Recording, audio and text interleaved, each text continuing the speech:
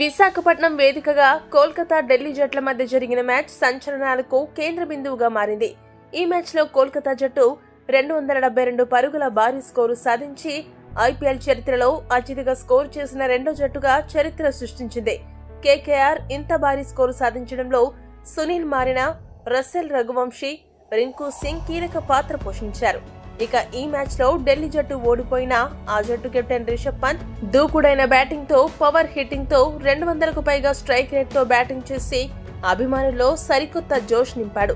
బౌండరీలు, సిక్సర్లతో పంత్ విరుచుకుపడుతూ వింటేజ్ పంత్ ను గుర్తు చేస్తూ అదరగొట్టాడు. ఇదే ఫామ్ ను గనుక పంత్ ఐపీఎల్ చివరి వరకు కొనసాగిస్తే టీ20 ప్రపంచ కప్ లో పంత్ చోటు దక్కించుకోవడం ఖాయంగా కనిపిస్తుంది. ఈ మ్యాచ్ లో 25 బంతుల్లో 55 పరుగులు చేసిన పంత్ వెంకటేష్ అయ్యర్ వేసిన 12 ఓవర్లో 28 పరుగులు రాబట్టాడు. ఇదే ఓవర్లో పంత్ ఒక నో లుక్ సిక్సర్ బాది అబ్బురపరిచాడు. బ్యాట్ తో అలా ఫ్లిక్ చేసి అసలు బంతి ఎక్కడ పోతుందో కూడా చూడకముందే ఆ బంతి స్టాండ్స్ లోకి వెళ్లిపోయింది. ఆ షాట్ ఒక అద్భుతమనే చెప్పాలి. పంత్ కొట్టిన ఈ సంచలన షాట్ చూసి కేకేఆర్ యజమాని షారుఖ్ ఖాన్ కూడా లేచి నిలబడి మరీ చప్పట్లతో పంత్ ను అభినందించాడు. ప్రస్తుతం ఇందుకు సంబంధించిన వీడియో సామాజిక మాధ్యమాల్లో వైరల్ గా మారింది.